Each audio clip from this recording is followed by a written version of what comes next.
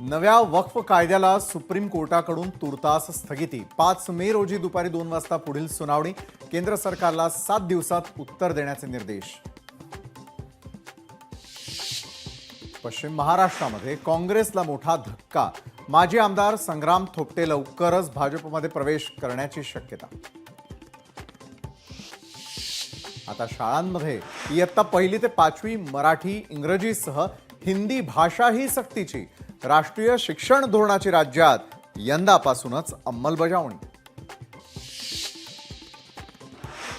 स्वच्छ शब्दात सांगतो, हिंदीची सक्ती आम्ही खपवून घेणार नाही.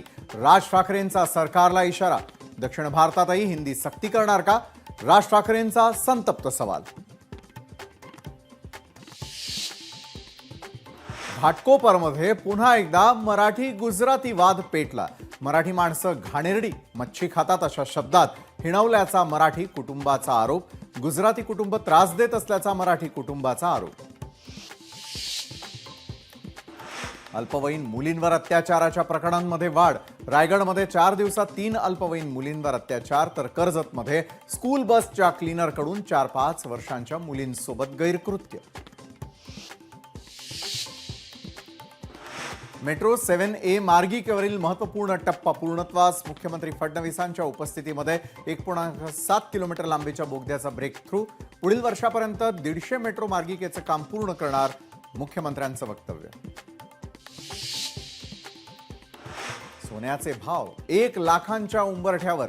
जीएसटी सह सोन्याचे भाव प्रति तोळा 98,262 रुपये.